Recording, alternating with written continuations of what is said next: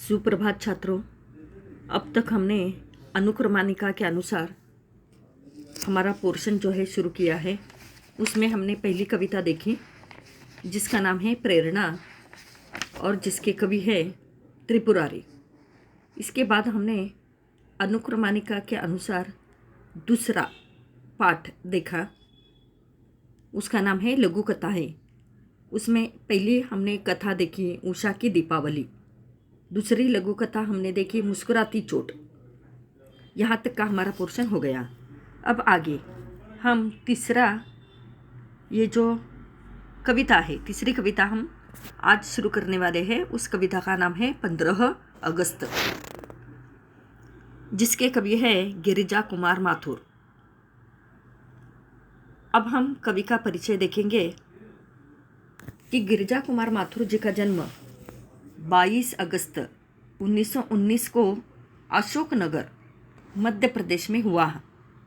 आपकी आरंभिक शिक्षा झांसी में तथा स्नातकोत्तर शिक्षा लखनऊ में हुई। आपने ऑल इंडिया रेडियो दिल्ली तथा आकाशवाणी लखनऊ में सेवा प्रदान की। संयुक्त राष्ट्र संघ न्यूयॉर्क में सूचनाधिकारी का पदभार भी आपने संभाला। आपके काव्य में राष्ट्रीय चेतना के स्वर मुखरित होने के कारण प्रत्येक भारतीय के मन में जोश भर देते हैं। माथुर जी की मृत्यु 1994 में हुई। अब हमने कवि का परिचय देखा, अब उनकी कृतियाँ देखेंगे।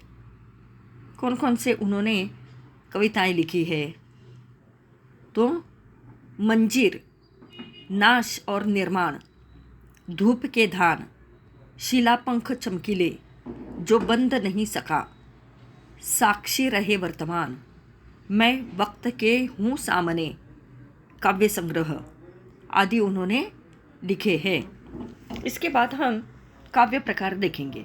ये कौन सा काव्य प्रकार है, कौन सी काव्य प्रकार में ये कविता आती है तो देखिए, यह गीत विधा है जिसमें एक मुखड़ा और 2 या 3 अंतरे होते हैं। इसमें परंपरागत भावबोध तथा शिल्प प्रस्तुत किया जाता है। कवि अपने कथ्य की अभिव्यक्ति हेतु प्रतीकों, बिंबों तथा उपमानों को लोक जीवन से लेकर उनका प्रयोग करता है। तार सप्तक के कवियों में अज्ञेय, मुक्तिबोध, प्रभाकर माचवे, गिरिजा कुमार माथुर, नेमित चंद्र जैन, भारत भूषण अग्रवाल, रामविलास शर्मा का महत्वपूर्ण स्थान है। देखिए छात्रों, यहाँ पर आपको एक साहित्य के आधार पर प्रश्न लिखिए, जिसके लिए आपको 2 मार्क है। उसमें से आपको ये प्रश्न पूछा जा सकता है कि तार सप्तक के कवियों के नाम बताइए। इसमें आप लिख सकते हो कि अज्ञेय, मुक्तिबोध, प्रभाकर माचवे, गिरिजा कुमार माथुर, नेमित चंद्र जैन, भारत भूषण अग्रवाल, रामविलास शर्मा। इनमें से तुम कवियों के नाम लिख सकते हो। आगे देखिए काव्य परिचय। प्रस्तुत गीत में कवि ने स्वतंत्रता के उत्साह को अभिव्यक्त किया है। स्वतंत्रता के पश्चात विदेशी शासकों से मुक्ति का उल्लास देश में चारों ओर झलक रहा है। इस नव उल्लास के साथ साथ कवि देशवासियों तथा सैनिकों को सजग और जागरूक रहने का आह्वान कर रहा है। समस्त भारतवासियों का लक्ष्य यही होना चाहिए कि भारत की स्वतंत्रता पर अब कोई आंच न आने पाए, क्योंकि दुखों की काली छाया अभी पूर्ण रूप से हटी नहीं है। जब शोषित, पीड़ित और मृतप्राय समाज का पुनरुत्थान होगा, तभी सही मायने में भारत आज़ाद कहलाएगा। तो इसी प्रकार हमने इस कविता के विषय के बारे में देखा कि हमारा भारत देश जो है 15 अगस्त 1947 को हमारे भारत देश को अंग्रेज़ों की गुलामी से मुक्ति मिली थी। स्वतंत्रता मिलने पर भी देश में खुशी का माहौल है। ऐसी स्थिति में भी दुश्मन का डर पूर्ण रूप से दूर नहीं हुआ है। इसलिए कवि देशवासियों, देश के सैनिकों तथा देश के कर्णधारों को सावधान रहने का आह्वान करते हैं ताकि देश की आज़ादी कायम रह सके। वे कहते हैं कि देश को सच्चे मायने में स्वतंत्र तभी कहा जाएगा जब देश की शोषित पीड़ित जनता का उत्थान हो जाएगा। तो इसी प्रकार हमने इस कविता की शुरुआत की है। अब ध्यान से देखिए, मैं कविता पढ़ती हूँ और हम पहला, दूसरा, तीसरा और चौथा भाग इस कविता का एक एक करके देखेंगे। अब हमारा ये पहला भाग है, इसमें मैं कविता का वाचन करती हूँ। देखिए, पठन करती हूँ। आज जीत की रात, आज जीत की रात, पहरुए सावधान रहना, खुले देश के द्वार, खुले देश के द्वार, अचल दीपक समान रहना। प्रथम चरण है नए स्वर्ग का, प्रथम चरण है नए स्वर्ग का, है मंजिल का छोर, इस जनमंथन से उठ आई पहली रतन हिलोर। अभी शेष है पूरी होना, अभी शेष है पूरी होना, जीवन मुक्ताडोर, क्योंकि नहीं मिट पाई दुख की विगत सांवली कोर। ले युग की पतवार, ले युग की पतवार, बने अंबुदी महान रहना, पहरुए सावधान रहना।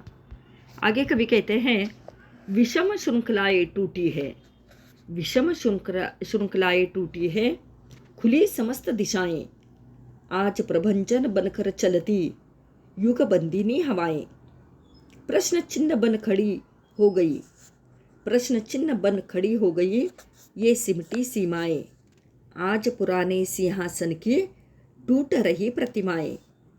उठता है तूफान, उठता है तूफान, इंदु तुम दीप्तिमान रहना, पहरुए सावधान रहना।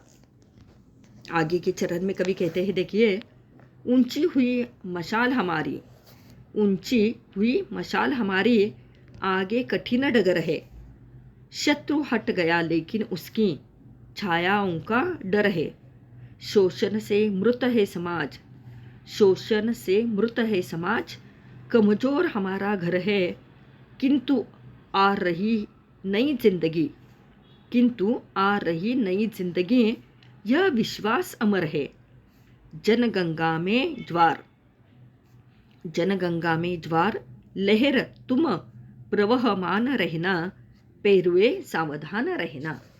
तो इस तरह से मैंने अभी कविता का पठन किया। अब हम इसके कठिन शब्दों के अर्थ या इस कविता का भावार्थ शुरू करेंगे। देखिए, कवि यहाँ पर देशवासियों को सतर्क रहने का संदेश देते हुए कहते हैं कि आज जीत की रात, आज हमारा भारत देश जो है स्वतंत्र हो गया है और ये जीत की पहली रात है। खुले देश के द्वार क्या हो गया है? पहरुए का अर्थ है पहरेदार, देशवासी, सैनिक। अचल, अचल का अर्थ है स्थिर, अविचलित, दीपक समान रहना।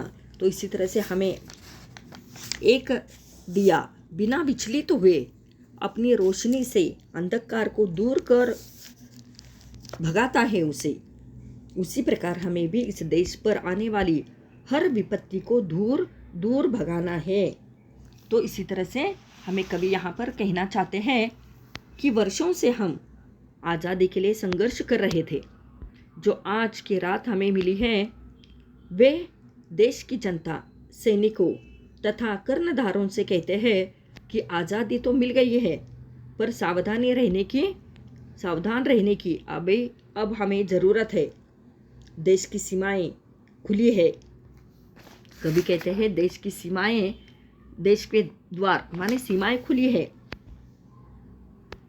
लेकिन आचल दीपक के लौ के समान प्रज्वलित रहकर हमें अपने देश की आज़ादी की रक्षा करने के लिए हमें तत्पर रहना चाहिए।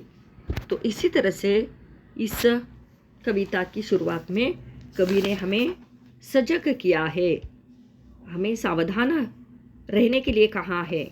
अभी भी हमारे देश पर जो काली छाया है, इस काली छाया से हमें डरना चाहिए। कभी भी ये शत्रु जो है हम पर आक्रमण कर सकते हैं, इसलिए हमें सजग रहने की आवश्यकता है। तो इसी प्रकार हम पहले भाग में कविता की शुरुआत हमने की है। दूसरे भाग में हम आगे का प्रथम चरण जो है वो देखने वाले हैं। धन्यवाद।